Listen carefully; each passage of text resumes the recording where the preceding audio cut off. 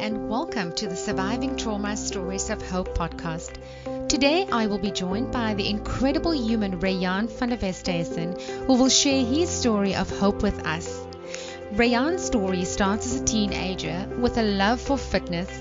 After school, he would discover strength training to build muscle and ultimately Muay Thai fighting for cardiovascular workouts. Through dedication and hard work, Reyaan would soon become a South African championship fighter who competed internationally at the World Championships in Thailand.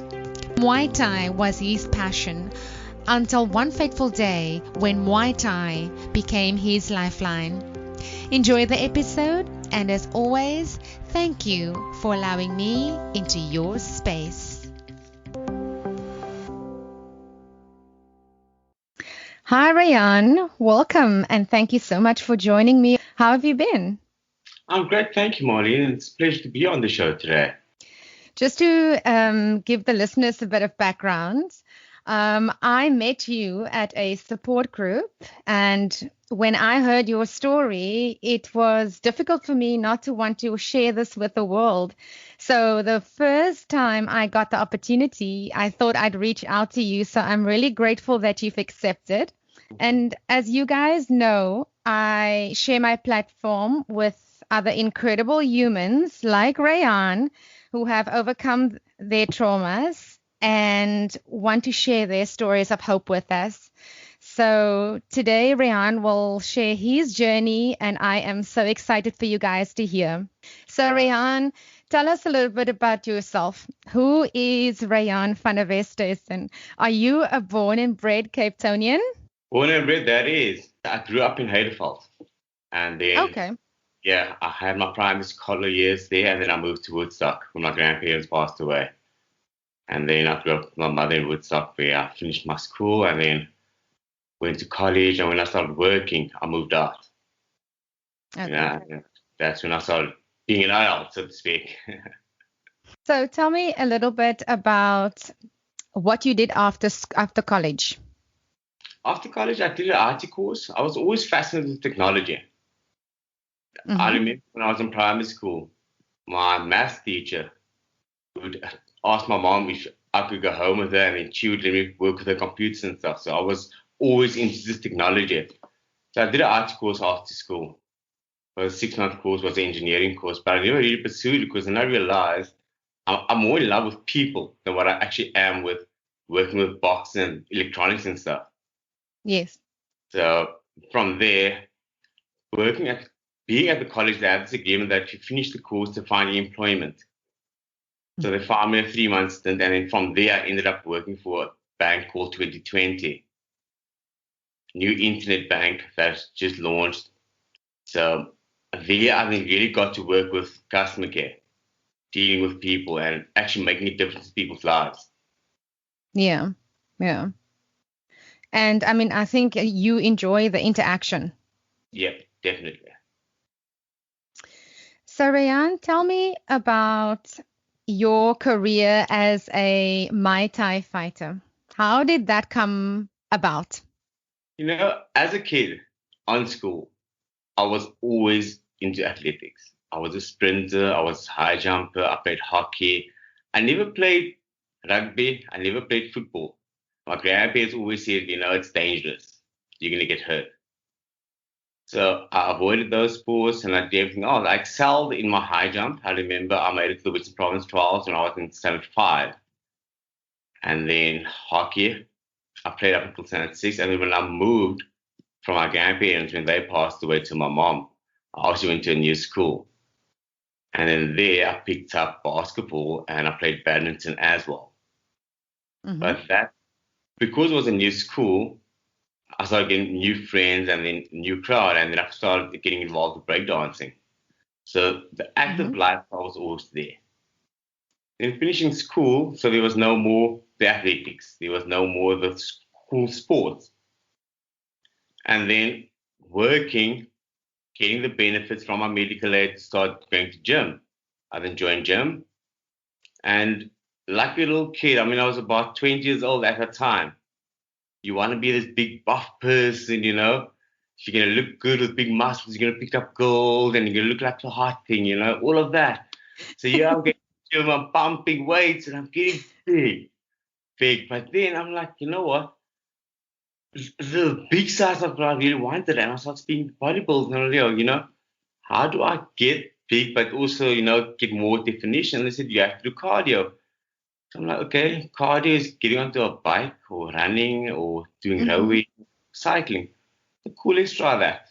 And I was going to gym the one day, the next day I do cardio, then gym the next day, and add a pattern like that. I do the biking, I'm like, nah, this is boring. Try the rowing, boring. I just couldn't do it. And then I was working in Laundry Studios. That was the company's location. And then I walked up the road and I see this poster, Muay Thai, great for cardio fitness. And I'm like, hey, the bodybuilder said I need to do cardio. So let's go check this Muay Thai thing out. I send them an email. They say, look, we have a presentation on a Monday. Come. So I'm like, okay, cool. I'll go after work. I'll go check it out. Sure, I started up for Muay Thai. So I'm going to gym Monday, Wednesday, and Friday. And I start doing Muay Thai Tuesday and Thursday. And somehow I fell in love with the sport. And my body just started also just changing completely. I then started seeing myself doing Muay Thai 4 times a week and going to gym thrice a week. And then I had the opportunity to fight my first fight. And then from that fight, I was like, okay, everything is Muay Thai now. That's where I'm going. So Muay Thai basically became your life. Yep. Literally. So, Reyaan, I know that you participated in the championships is it Thailand? Yeah. Yeah. What was that experience like? It was a mind-blowing experience. Wow. For me, it was more humbling to see how the world could come together, for the love of one thing. And while we competing to show who's better, it was more about the love for the sport. I always used to tell people, I don't do sports kicking balls. I like sport where I kick people. But I kick people not to hurt them. I kick people to show them who's better at the sport. Yeah, I was thinking about the last time, I've been through breakups. I've had many girlfriends. I've had all of this. But the most memorable experiences are the ones that I've traded blood and sweat within the ring. Yeah. Your Muay Thai experience was short-lived. Tell us a bit about what happened. So, as I said in the beginning, it was about 2004, I had my first fight, trained, gym, and then I got the opportunity to fight at the Nationals. I won there, so I was South African champ. And then because I was the champion, they had the World Cup of Muay Thai, and they had it in Thailand that year. So I go to Thailand, and I made it to the quarterfinals. I lost to Uzbekistan. But again, just that friendships and that bond and the new love for Muay Thai was sparked from there. So I come back and, wow, being at the age I was, everything was just like, wow, this is happening for me. It's crazy. I just wanted to be the best. I wanted to be the champion. And then opportunities started coming. I was working, I was studying, and I was doing shoots. And then I had an opportunity to do this one shoot for Samsung. It was during the Olympics, and they paid me a good buck. And then I said, okay, cool. It's close to summer. I got a good bonus from work. I bought myself a motorbike. I'm a great fighter. I'm on the bike. It's summer, everything. One night I come back from the southern suburbs on my way home. And then 6 days later, I wake up in hospital, not knowing who I was, where I was, what happened. I remember looking at my arms and I saw there was stitches and stuff. I was like, okay, that's still there. It's okay. Felt my head and I had a pipe in my brain. I couldn't speak because I had some lap over my throat. I don't know if you can see the scarring there. Yes, I can. That's where the life support was. And That's these right. were scars from the arms being broken. Wow. And Wow. then I couldn't walk. I couldn't speak. I didn't even know where I was, what was going on. And my mother was on my bedside. And the first question I asked her was, "Where's Oma and Opa?" And she gave me this look. And me being in this confusion state, I remember, hey, I was just with my grandparents. And why are they not here now? And at the same time, a few months before I had my motorbike accident, one of the fighters that I went to Thailand with, and we actually fought against each other. He passed away a few months before my accident. And I remember his friends telling me, you overstayed your welcome. It's time for you to go back. And that's the last thing I remember. It's him telling me to go back, and that's when I opened my eyes. And that's when I also had the realization, hey, I actually kind of crossed over. And then mom actually told me now what happened, that I was in a motorbike accident, and even just, I didn't make any sense of it yet, but, I was trying to connect. So I spent 6 weeks in hospital, and they then moved me to Intercare, because now everything was okay with recovery or whatever. And then I found out now I was in a motorbike accident. Both arms are broken, legs weren't broken, but I had severe brain damage. So that's kind of working with it parallel, almost like I'm paralyzed or something, but I couldn't move, and made everything weak. And because of the life support I had in my throat, it also made it difficult for me to speak because the air is coming through my throat. And because the brain damage doesn't allow me to really move my mouth, and it's just crazy. So while at Intercare, I'm seeing a speech therapist and I'm seeing a physiotherapist. And then one day, my mom comes to visit me and she brings me food and she's feeding me. And then this nurse comes in and is like, no, you can't feed him. He's supposed to learn to do himself. That's what's called a rehabilitation center. If you're going to feed him, he's not going to learn. And I'm like, hey, my mother, it's love. Yeah. I'm like prison, to be honest with you. I'm like, I don't like this treatment. So the next day, the physio comes and she's like, okay, cool. I'm Mr. Westhuizen. This X, Y, Z. I'm gonna help you walk again, etc. Okay, cool. So then just do me one favor and tell me, what do I need to do to get out of this place? Because it's really, I don't like it. And then like, You were ready to go home. Yes, I'm ready Enough to go. with the hospitals and rehabilitation. People can't. Geez, people are coming bringing me biscuits and chocolate. It's nice, but then they can't feed me. No, man. So he comes to me and is like, okay, cool, Mr. Westhuizen, I need to start walking. And I'm like, okay, cool. What do I need to do to get out of this hospital? And he said, look, you actually need to be able to walk. That's the condition of the rehabilitation center.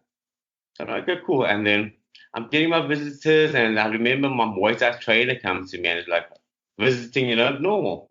And I'm like, okay, cool. Can you bring me kick pads? I actually want to start training already. I can't walk. You can't walk, Reyaan, and you're ready to train. So I mean, Wow. it shows you in my mind as well. And then the next day, the physio comes with a wheelchair. So, okay, cool. It's not just to strengthen the arms. And I did a few sessions of that. And then the next day, he comes with this walking ring. And I'm like, how old am I? Am I going to throw pension up? I remember growing up as a kid when my grandfather was a whole lot of old people with this thing. And Not your vibe. Exactly. Like, don't kill my vibe. So I did that. And because of that trauma he put me through, so to speak, he comes to me the next day. And I'm like, it's okay. I get out of my bed and I walk out. Forgetting that I'm still supposed to learn to walk. And I was just like, you know what? I want to get out of this place. To get out of this place, I must walk. So I'm going to walk out of here. So I walked out of there. And obviously, I never got home. I knew my parents, and I can come home, etc., etc. So go home, all good, get the papers, discharge, all of that. But then obviously, I still had some more sessions to go to for physio. and I had to go for more sexual speech therapy, but as an outpatient.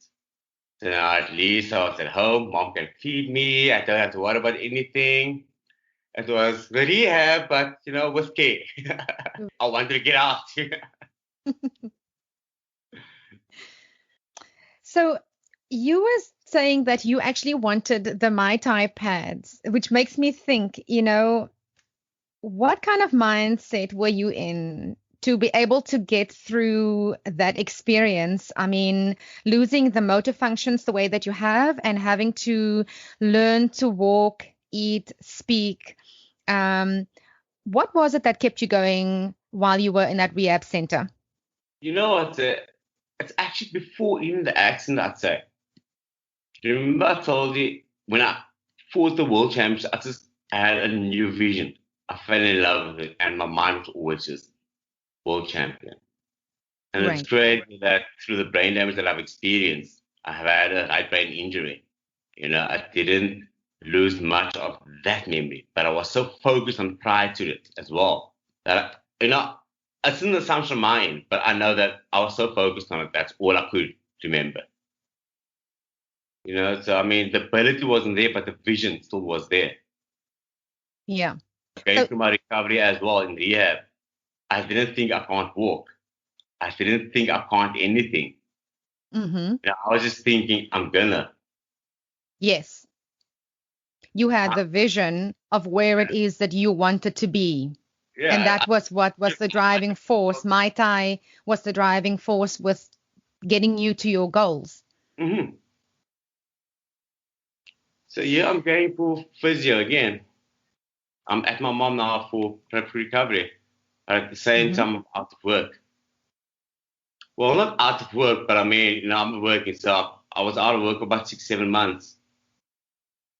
And during that time, well, just before my accident, like I told you, everything was going well for me. I'm doing the issues and everything. I managed to buy my own place.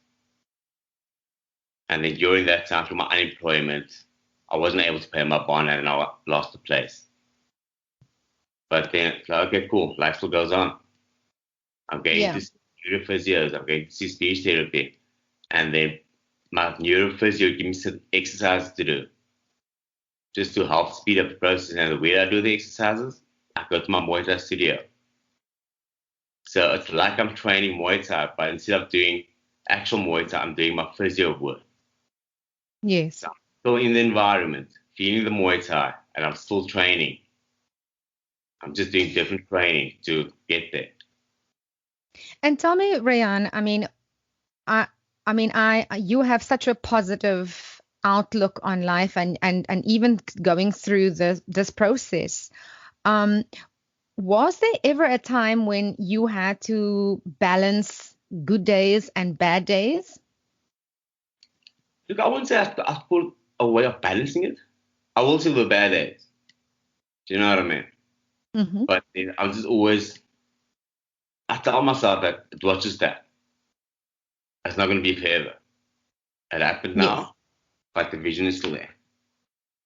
Everything in life is temporary. Yeah.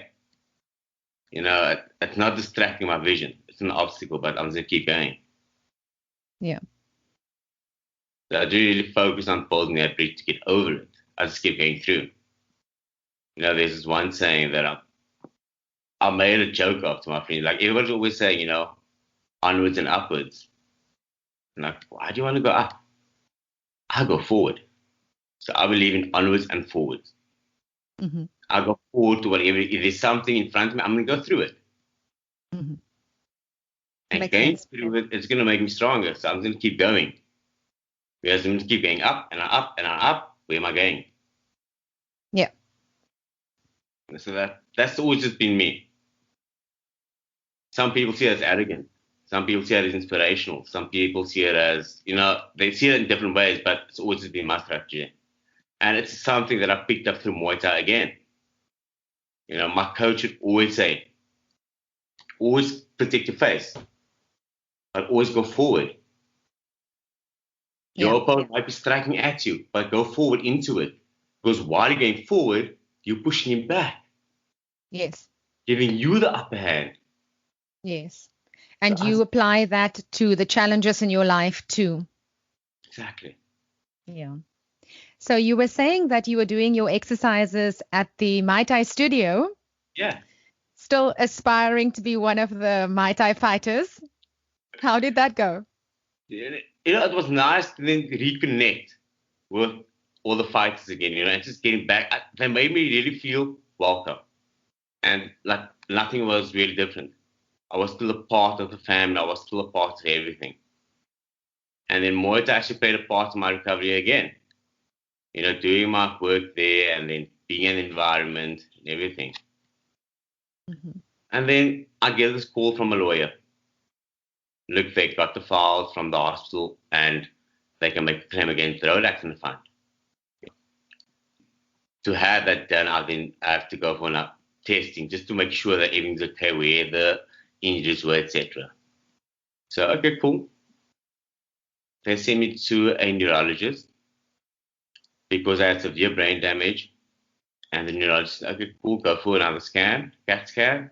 Results come back, and there's a tumor in my brain, size of my thumb. I'm like, okay, what does that mean now? Like, look, they don't know what it is, whatever. So I just sent you the scan, results came back, there's a tumor. They sent me to a surgeon to have a biopsy done because not only test if it's cancer or not. So I go to Cape Medical Clinic in Cape Gat. And they drill a hole through my skull, they put the needle through, and they take a piece of brain cell out, and they're going to test it for cancer. But before that, this is another story. My love for music. Yes. And I've always been a big Eminem fan. I remember that. I had all his CDs, I had all his posters I had up on my wall. And a friend and I, we always said, look, we like his music and we'd like to see him in concert. And he's touring all over the world. He's going to the States, going to Europe, but he's not coming to South Africa. So we made a pact. Okay, next concert, wherever he is, we'll go. Okay, cool. But then obviously my accident happened and all the business happened, But then as I'm getting together and there he announced a concert in Detroit. He just released a CD called Recovery. I'm busy going throughout my recovery. It was a sign. And remember, I told you I wasn't able to speak. I couldn't remember. Yes. So when I got home, about 2 days later, I think it was my friend's birthday. And he comes to my mom and said, look, just to help him get familiar with everything, it's my birthday, can he come with? And then, we're going to have a braai and everything. So cool. I go to his braai. Knowing the Eminem fan I am, and he's a big trance fan. So it's a big transition. He puts on Eminem. And for some reason, I just start rapping along the lyrics that I know. But while that's going on, I realized, but I didn't remember anything. How am I able to sing along with music? And then with each certain rhyme or line that it gets to, it unlocked a memory of where something happened. And listening to that music, memories start coming back. And I just realized that, look, everything wasn't lost. I remember things. So that was the memory and the Eminem part. So then going forward, just before the brain tumor discovery. Mm-hmm. I actually remember, Reyaan, seeing a newspaper article with you, and you had all of the Eminem CDs just out in front of you. And Eminem is one of the best-selling hip-hop artists in the world. I think he has probably something like 11 studio albums out. Only an avid fan would have all of those albums, all of the collaboration albums. He's got so many accolades, I can't even keep up. And I have his books. Wow, yes. So this again, I suppose shows the value and the power of music, because you've lost a lot of time after your accident, but the lyrics of the music, the Eminem songs, was really what helped you to regain those lost memories. Yeah. That's powerful. Yep. There's a powerful quote that I know of. Music is life. That's why our hearts have beats. The beats of the music. Exactly. It's Yeah. great. So anyway, just before the brain tumor discovery, we get the tickets and okay, cool. Tumor's discovered. I have to go for surgery. And I'm going to be in recovery for another 3 months from there. Surgery is a week or no, a month, before the concert. Okay. But you know what? Small obstacle. Exactly. After going to Eminem concert, fine, let's do this brain thing. Okay. So we do it, go through it. I'm in hospital about 4 to 5 days. Come back home, I still got this big patch on my head. I don't know if you can see the scar here. Mm-hmm. So that's on my head, and hey, I'm going to the Eminem concert. I've got a patch on my head, but we're going. So we go to the Eminem concert, but before I could go, my surgeon was like, we can't travel. It's going to be dangerous here. I'm like, you know what? You don't have to operate on my brain. I can say no, and I can still go travel. So it's really two choices here. So you postponed your surgery? No. So I was like, I let the surgeon know this is what we can do. Would you want me to postpone my surgery so I can go, or we can do the surgery and I'm still gonna go? Do you know what I mean? Yes. Really just my thing. I said, cool, we do the surgery.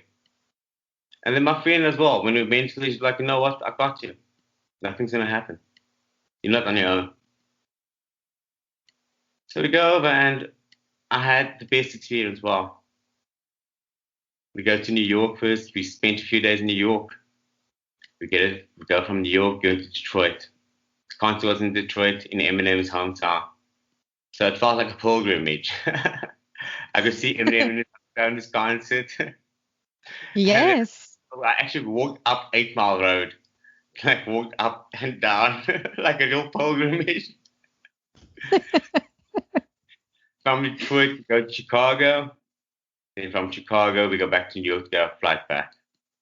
Come back home after a few days of sleep, recover, come back, get results from the surgeon. This is on Westhuizen.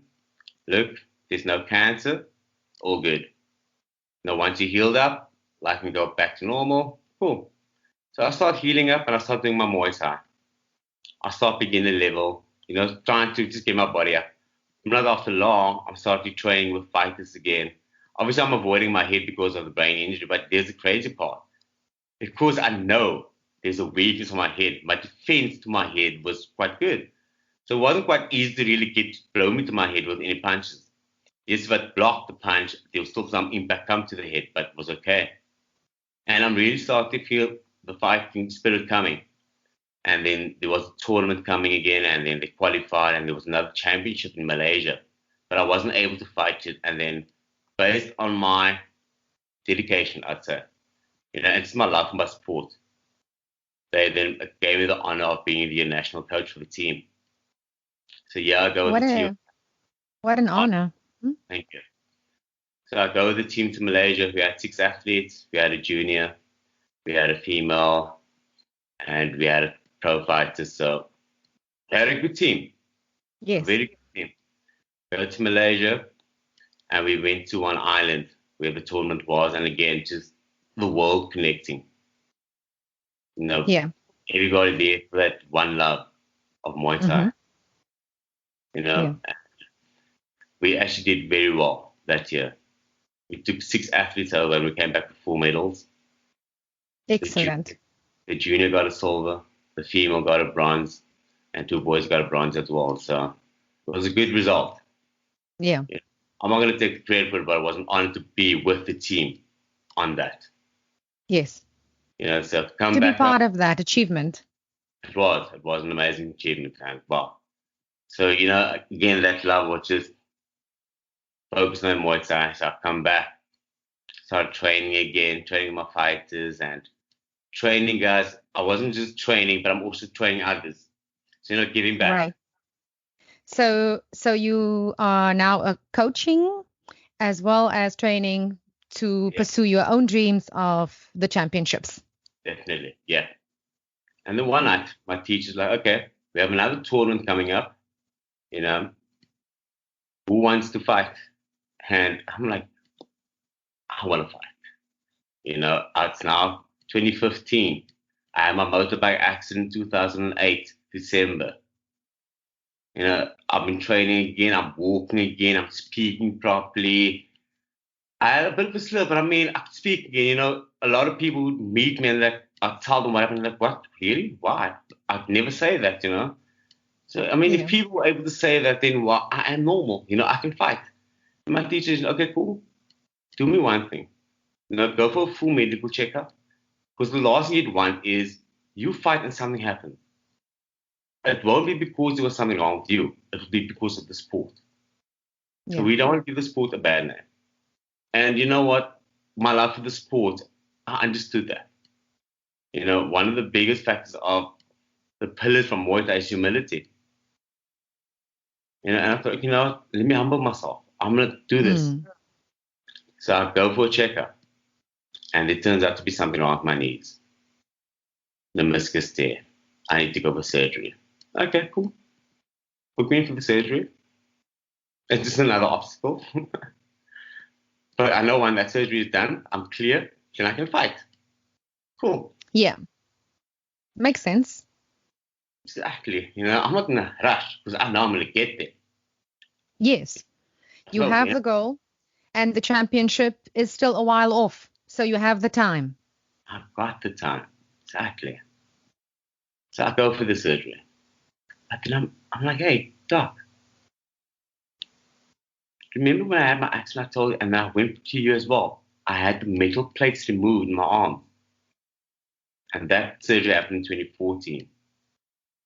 Because I had the metal plates from the surgery, I had it removed because I was getting ready to fight. I knew the metal plates in my arms would be a factor not to fight. And I told him my story about the brain tumor. And I was like, yeah, okay, he remembers. And so I'm like, doc, you know what? Do you mind sending me for a brain scan? While I'm in the hospital, let's just get all of this done. Then I know, okay, cool, brain is done, knees are done, I'm clear to fight. Says, okay, cool, I'll do that for you. So I do the knee surgery. I wake up from the knee surgery and he sends me the brain scan. And he comes back and says, Mr. Van Westhuizen, I'm a bone doctor. I can't talk to you about the brain. And as he says that to me, something tells, okay, what's going on here? He said, look, don't worry. We're going to send a neurologist the next day for you. And he'll come speak to you about it. So I'm like, okay, cool. Let's just wait for the neurologist. He comes. And so Mr. Van Westhuizen, when we discovered the tumor, it was the size of your thumb. It has now grown to the size of your clenched fist. So I'm like, now, how did that happen? You told me it's not cancerous. I don't need to worry. Everything is okay. Here's the papers. I can show you on my phone. I write the email. you know, it's Yes. benign. There's nothing. Why did it grow? It's like we can't say why it grew, but we're gonna have to have an operation to have it removed. It could be nothing, but we're not gonna take the chance. We don't know. So okay, cool. We're gonna book in for surgery. And it's like, no, we are not booking in for surgery this time. You're gonna wait. The last time I had my brain surgery, I put a halt on it because I had plans to go to the States to go see Eminem. I did the surgery and I still went to go see Eminem. I came back from there. I then had the opportunity to go to with a Muay Thai team to Malaysia. And you know what? Before I had my knee surgery and before I even knew about this whole brain thing, I booked tickets to go to the States again with my friend. So I'm not saying I'm not going to do the surgery. Make no mistake. I'm saying I've got plans. Now I have the knee surgery. I didn't expect the knee surgery to be as what it was. I get out from the knee surgery. 3 weeks later is my flight. And I'm still kind of in recovery from the knee surgery. But this is what my plan entailed. My friend and I, we went from San Francisco. From San Francisco, we went to Santa Cruz. From Santa Cruz, we went to LA. From LA, we went to Grand Canyon. From LA, we went to Vegas. I skipped Vegas. What happened? Vegas stays in Vegas. I don't want to speak much about Vegas. Get that far. So we go to Grand Canyon. And I just had knee surgery. But what did I do in Grand Canyon? I hiked down the North Rim. Again. You hiked a few weeks after your surgery. No, yeah. I'm still in recovery. But again, why must I be worrying about that when the vision is there? Yeah. And again, my friend, he wasn't anything bad happened to me. I was well, you know what I'm saying? Mm-hmm. And it was at the same time when they found about the brain tumor growing, they sent me for a ECG to test what's going on in the brain activity, and then they found out I'm prone to seizures and epilepsy. So I had to go on medication. So obviously my friend wasn't there to keep an eye on me. So for that, but that was the American trip. And I remember. And one that you enjoyed by that smile on your face. I'm very interested in what happened in Vegas.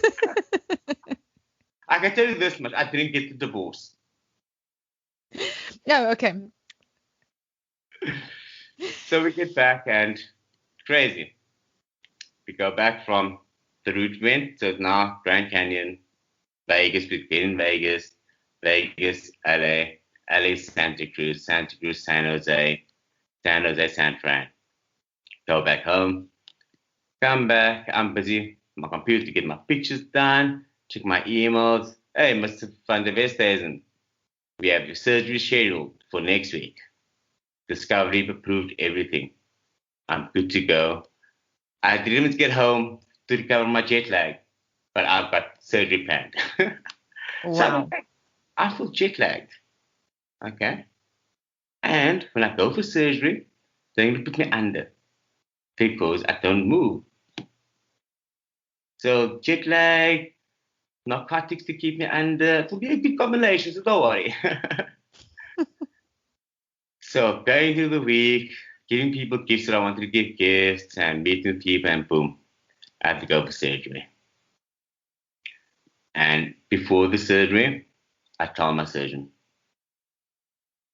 if you spoke to the bone doctor, he'd have told you I'm a Muay Thai fighter. Very dangerous sport. You are about to go into my brain. And he says, don't worry, they're going to put you out. The anesthetic will knock you out completely. So, okay, cool. Anesthesia comes, he gives me a pull, he injects me, and he pushes me on this chair, or in this bed, and I'm going through this hall, and boom, I'm gone. Next thing I do, I wake up, and I don't mean to be disgusting, but I was vomiting, and I was crazy when I was letting go of everything. It was crazy, and my love for people just reignited again, because there I was going through all of this, and nurse was there to help me and clean up. I settle down, I sleep, and I wake up, and the doctor's at my feet. And like Mr. Neve says, you almost knocked me out. And I'm like, but I told you. He's like, you swung with an elbow. It just felt like. And again, it just shows how the sport really became me. I mean, I was out on anesthetic. I'm having somebody operate my brain. He had to open my flap my skull to get into the brain and do it. But yeah, I'm thinking, okay, I'm going to knock you out using Muay Thai. Wow. Yeah. So, okay, so cool. Doc, what's happening? So Andrea said, He didn't come to see you with a black eye. nah. We were able to open the brain. We got into it, and it was tough. We couldn't get the entire tumor out. There's still a piece the size of your fingernail. So why didn't you get it out? Why can't you get it out now? What's going on? You know? Like, Mr. Andrea said, we don't do any damage, blah, blah, blah, whatever medical terms that means. And I'm like, okay, cool. So what's the plan now? And look, you're still going to be in hospital for a few days for your recovery. You have to see a physio, etc., and all of that. And then we're then going to arrange with an oncologist to come see you for possible cancer treatment. No, okay, cool. And he sent an oncologist. Oncologist comes to me and is like, some Westhuizen, this is the whole deal. There's tumors in your brain, and that could be spreading. We don't know what it is yet because the tumor's still going to be testing. And we need to obviously get the tumor out of your head because we have the size of your thumb, it spread to the size of your fist. The whole tumors are out, that spread. We don't know what can happen. So to get rid of it, we need to then go for cancer treatment. So, okay, cool. What's that? Now we need to go for chemo. So, chemo. Nope, not happening. I've had people close to me within my life who had bad experience with chemo who actually lost their life because of chemo, not because of the cancer. Their bodies just couldn't handle the chemo. And I'm like, I know I'm a fighter. I'm the strong. I've survived the motorbike. But you know what? The mind is also powerful, and the mind says no. I'm not saying I don't want to do whatever treatment, but chemo I'm not going to do. So, okay, cool. Mr. Andrea said, let me go speak to your medical aid again and see what you can come back with, etc. We come through the next day. Okay. So Andrea says they approved radiotherapy for you. Okay, cool. Whatever that is, it's not any other drug coming into my body. It's fine. Let's do it. So it explains to me, okay, it's going to, you have to go into this machine, and then there's going to be this beams coming with radiation, and they have to do all the measurements and all these things. Okay, cool. So go through it, take this little mask, and then I have to go for 30 sessions of radiation over 3 months. So that was everyday radiation, and the weekends I had off. Yeah. Yeah. I would go to my radiation sessions in the morning, so it was either 10:30 or 11. So I'd be up early in the morning, 7, and this is how I actually connected it. My cancer treatment journey was almost in preparation for work. Because, I'm waking up early for work again. I'm again for work, but I'm going for treatment. Yes. Now, I'm going for treatment, and they play the spa music. There's all relaxing music, and it's nice. And they tell me, look, because you're going for treatment, you can't use these products, you can't take these medicines and all of these things. And you need to obviously take care of yourself in different ways. So okay, cool. Yeah. I just had my first session. I've been in hospital for I don't know how long. So on the first day, and I'm like, okay, cool, nurses, can I bring my own music? Yes. Okay, cool, yeah, you can. So what do? I make a playlist of Eminem's music. And it really was a selection of his tracks that really inspired me. And also, I always say it actually helped me through this battle. Because now I'm going for radiation. And I'm having this music play. But at the same time, I'm envisioning this music as my walking music when I fight.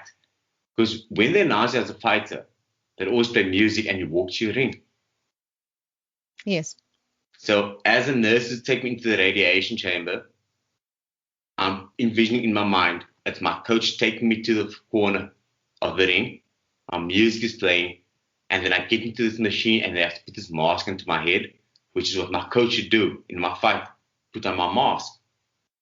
So now I'm in this machine, my music is playing, and I'm envisioning the beams that's coming to my head as me as the fighter. Each beam is a punch. Everything. And the tumor in my head is the other opponent. Mm-hmm. So this is going on every day. A Muay Thai fight is 3 to 5 rounds, 3 to 5 minutes each. I'm going every round for 30 minutes and I went for 30 rounds. One of the things that I don't like about the experience, yes, I lost a bit of hair. I didn't lose all my hair, but I remember one day I felt a bit bald. Okay, cool. So that is from that. I did swell up a bit. My friends actually call me Putti, Petty Poop. You can imagine, I'm a sportsman. I'm doing more. My body was ridiculous. But yeah, I have this poop. I remember one day I couldn't just close the button. I closed it and there was pain. I felt like, why is there pain in my stomach? Oh, it's the button going into the fat of the one that's gained from the steroids that I'm taking to help you with the radiation. So I gained weight. I had pimples on my back. I don't know. I always tell people that the radiation feeling is like a hot summer's day if you go to the beach. In the sun all day. But when you get home, you still have this heated feeling. And that is what the radiation made you feel like, in conjunction with the tiredness. My mom's a Cape Malay. So you can imagine the cooking. I could not enjoy the flavors of my mother's cooking.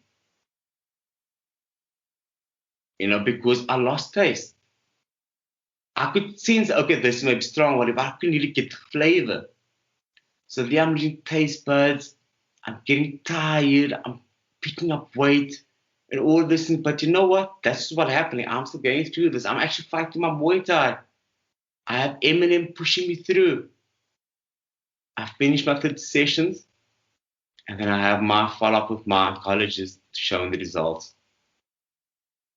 And what did I do to myself then? Every session of Muay Thai, of radiation I went to, I was checking on Facebook, round one, and I quote a lyric from Eminem. Two of my favorite tracks of him that I quoted at that time was Kings Never Die and Phenomenal. And then on the last checking when I saw my oncologist, I checked him over to the judge's scorecard for the final decision. And that is what they would do in a fight. It's over to the judge's scorecard and then they decide. So again, I'm still visioning Muay Thai. And it never happened as such, but again, I also visioned my hand raised. I conquered cancer. I beat it. That's an amazing feeling, knowing that you've overcome a dreaded disease like cancer. Tell me, Reyaan, did your faith or spirituality play any role in your journey? I'd say my spirituality, yes. But my faith, not in religion per se, but my faith in the spirituality. During my journey, I went for a lot of holistic treatments as well. So it was more that belief in. I always used to tell people, life's not unfair. We weren't given life to suffer. I trust in the process. And that's where my belief was, that life is not unfair.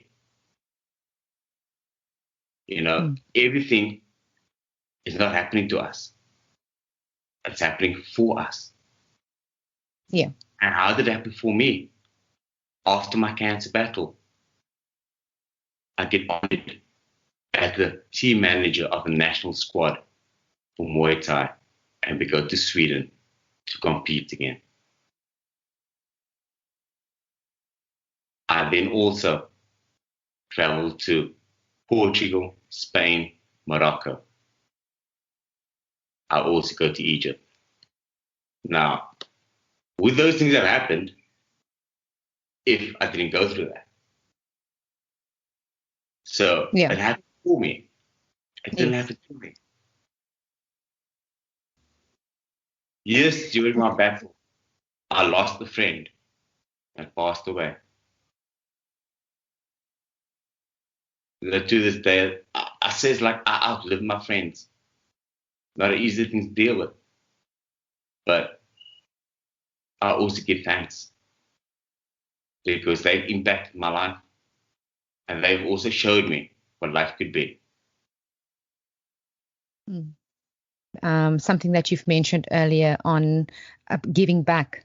I know that you are now a qualified neuro-linguistical programming practitioner. Yeah. Neuro-linguistic program. In NLP, right? Yeah. So the bit that I know about it is that it refers to, like, the neuro part refers to neurology. The linguistics refers to language. Programming refers to how that natural language functions. So basically, like with NLP, you learn the language of your own mind, right? So tell us a bit about that. You know what? As a practitioner, it's different. And I'll tell you how it's different, because I'm not practicing per se. You know, NLP was something I always fell in love with and had a passion for. And I found that I've actually used it through my journey, because I was able to process that language to my mind that I'm actually going to do something else. And that's something I could do as a practitioner with the client, taking through a different journey. That's how I could work in practice. Mm-hmm. But at the same time, besides having the interest within NLP, I mean, I discovered NLP through my love of people. And through my work, I ended up in coaching. NLP is another tool within coaching. And I'm also a big Matrix fan. Morpheus actually used NLP on Neo. He made Neo believe he's the one. NLP can make you believe. So using NLP on myself, I believed I never had cancer. And because of that belief, I went through everything at ease. But this is but again, here's an amazing discovery. I did my NLP after my cancer journey. So now, yes, I beat cancer, and this is the one thing that a lot of people don't understand. Cancer is not flu. You don't have flu, okay, you take meds, and then it's over and you go live life.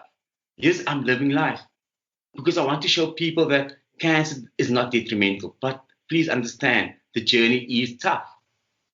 Yes, I beat cancer, but you know what? I still have a big gap in my brain. That brain function is still there. There's a lot of things because of the cancer that's still there, but the cancer is gone. So the journey goes on. Yes. I can give you guys a lot of the viewers. You would find, speaking to a cancer survivor or somebody going through cancer, a lot of people think it's because of the type of cancer you have, but it's about the treatment. And it's called chemo brain, which really messes up your memory. You can't recall things. You struggle. You sometimes see the word you want to say, but you can't say it. Things just don't connect. And the people think you're being stupid, or you are stupid. We are actually trying. We are struggling. So you putting that pressure on us makes it harder for us. You have conversation, and because you're struggling, and then automatically your conversation is taken over, and they want it because they know what you want to say. But you're actually trying to get there.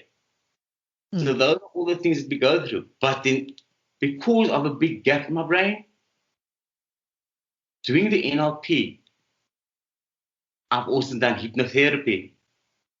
I've also done another course in coaching, which is called Body Coach, using the NLP to help you transform your body. And then also using hypnotherapy and all of those factors. But I'm not practicing any of those, because I made an amazing discovery. I've actually helped regrow my brain inside through neuroplasticity. It's been found that, the more learning we do, the more your brain develops and the more it grows. So that's what I've been doing to myself, through all my learning that I have been doing. Yes, I can put it together now, and practice goes on. I mean, yes, I still have couple follow-ups now. Yes. I think we were talking about it the other day, Reyaan, when I was saying about some of the side effects of, after the treatments. I think it adjusts in a way to make it easier. The mind adjusts because the mind accepts. Yeah. Yeah. Yeah. So I before the agree. moment of acceptance, the body goes with it. Because you Yeah. feel it sits in the joint because you're questioning why is it going on, but now you realize, okay, this is why. And that's how a lot of things I've always looked at it. Okay, I know why it's happening. I'm not going to fight it. I'm going to accept it because I trust in the process. Yeah. Yeah. Yeah. 100%. I agree with you. So Next, tell me, Reyaan, where can people find you? I'm not very active in promoting myself, so to say. But I mean, you can find me on Facebook, on Twitter, and on Instagram. My handle is the same for both my Instagram and my Twitter accounts, Reyaan82. And then on Facebook, I think it's Reyaan82 as well. My accounts are Okay. private. So if you do want to send me a friend or something, then message me at least. Well, Reyaan, thank you so much. It's been such a pleasure having you on. I'm sure that there is someone who is going through something similar that can take some hope from your journey. And you know what? That's the biggest thing that I'm grateful for having the opportunity because I always say that, you know what? People may not be going through the same thing, but there are elements people can take from to help them go Yes, through. absolutely. Well, thank you very much for your time. You are most welcome. You have a lovely day. Cheers. And with that, we have come to the end of this episode. Thank you so much for spending this time with us. You can catch me again in the next episode, same time, same place. Please subscribe, leave me a rating and review, and head over to my website www.mycentedlife.com to see what I get up to. Sending you love and light always. Bye.